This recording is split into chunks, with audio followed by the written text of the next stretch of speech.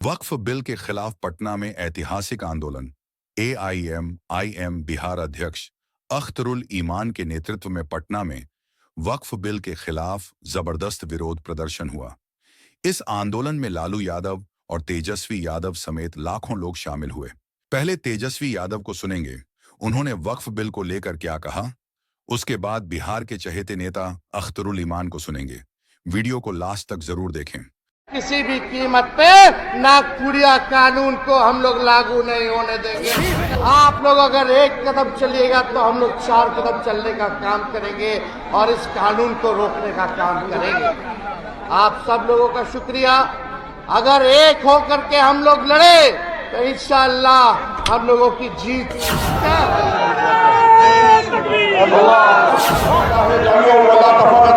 कि तुम अल्लाह की रस्सी को मजबूती से पकड़ लो और तुम तफरके में मत पड़ो। लेकिन ये जो किसी भी कीमत पे नागपुरिया कानून को हम लोग लागू नहीं होने देंगे। तो ये उम्मीद दिलाते हैं कि हम लोग आपके साथ हमेशा खड़े हैं इस लड़ाई में। आप लोग अगर एक कदम चलिएगा तो हम लोग 4 कदम चलने का काम करेंगे और इस कानून को रोकने का काम करेंगे। आप सब लोगों का शुक्रिया। अगर एक होकर के हम लोग लड़े तो इंशाअल्लाह हम लोगों की जीत तय है और हम लोग संविधान को बचाने का काम करें कि भाई संविधान के खिलाफ अगर कोई बिल आए तो उसके खिलाफ सब लोगों को खड़ा होना होगा। लेकिन अफसोस कि कुछ दल ऐसे हैं जो सत्ता के लोभ में इस बिल का समर्थन देने का काम कर रहे हैं। इसकी कितनी भी निंदा की जाए वो कम है और आप सब लोगों को ज्यादा समय ना लेते हुए हम अपनी बात को जो है समाप्त करेंगे। लेकिन आप सब लोगों को इनके एजेंडे को हम लोग चकनाचूर करेंगे और इस देश के संविधान, लोकतंत्र और भाईचारा को बचाने का काम करेंगे। आज मुसलमान बहाना है, इसके बाद हो सकता है सिख धर्म में चर्चों पर और धर्मों पर प्रहार किया जाएगा। किसको क्या पता ये करेंगे कि नहीं करेंगे, लेकिन इनकी साजिश देश को तोड़ने की है। इसलिए आपकी जमीन को हथियाने की जो लोग कोशिश कर रहे हैं, वक्त को जो लोग कंट्रोल करना चाहते हैं, कुछ अधिकारियों के हाथ में सौंपना चाहते हैं, ये हम लोगों को हर किस कबूल नहीं है। आप सब लोगों का हम धन्यवाद करते हैं। All India personal law board का और इमारते शरिया और तमाम संगठनें जो इस मुहिम में शामिल हैं, उनके साथ हम लोग खड़े हैं। लगातार संगठनों के नेतृत्वकर्ताओं के साथ हम लोगों की बातचीत होती रही है और आगे भी मिलकर के गैर संवैधानिक जो बिल है, जो लोकतंत्र के खिलाफ है, जो भाईचारे के खिलाफ है, इससे हम लोग निपटने का काम करेंगे। और मुझे खुशी है और मुझे गर्व है कि लालू जी का खून मेरे अंदर है। आज किडनी का ऑपरेशन हुआ, हार्ट का ऑपरेशन हुआ, आज लालू जी बीमार अवस्था में हैं, लेकिन आज तक लालू जी ने चाहे कितने ईडी, सीबीआई, इनकम टैक्स लगाया हो, लालू जी आज तक सांप्रदायिक शक्तियों के आगे घुटना नहीं टेके।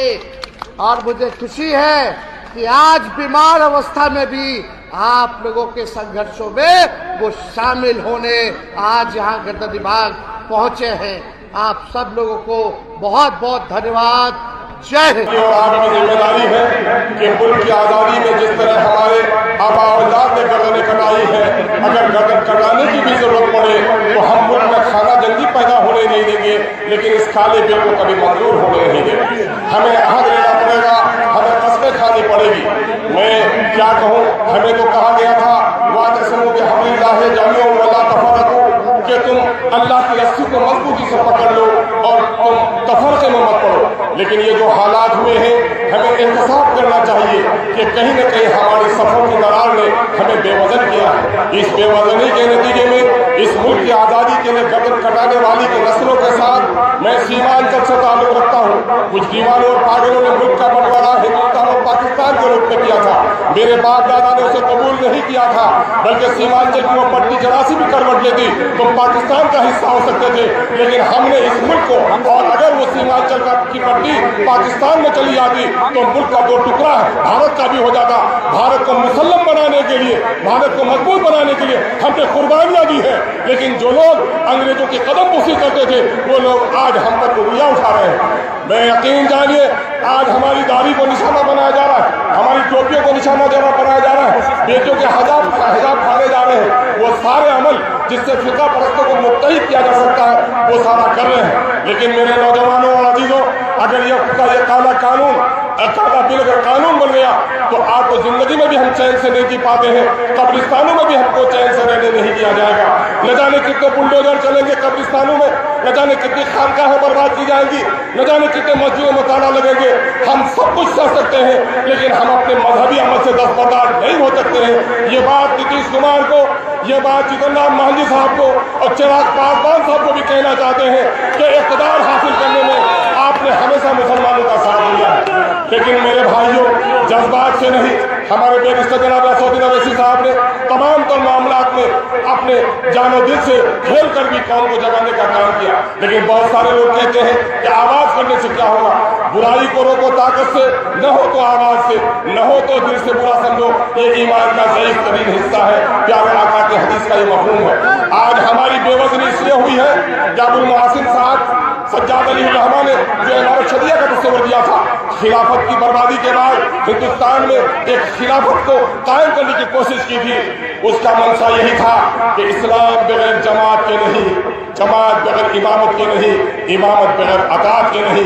आज हमारी जमातों में इंतशार है। मसलकी इख्तलाफ ने, बिरादरी की जात पात की तफरीक ने हमें कमजोर कर दिया है। अल्लाह ने कहा था मुल्क एक है इस कौम की, नुक्सा भी एक ही सबका नबी, दीन भी, ईमान भी एक, हर बात भी अल्लाह भी, कुरान भी हो। क्या होती बड़ी बात जो होते मुसलमान भी है। आज आइए इत्तेहाद का दर्स पढ़िए और अपने अमीर की अताअत कीजिए। अमीर की अताअत में ही हमारी भलाई है। हम अपने अमीर, हम सियासी पार्टियों को दस्तबरदार कर सकते हैं लेकिन अपने शरीय अमीर की नाफरमानी नहीं कर सकते हैं, नहीं कर सकते हैं। जिस दिन हमने अपने अमीर की फरमाबरदारी का कराना अपने गले में रख लिया, दुनिया की कोई ताकत बुरी नजरों से हमें देखने की हमाकत नहीं करेगी। बहुत बहुत शुक्रिया। सलाम अलैकुम।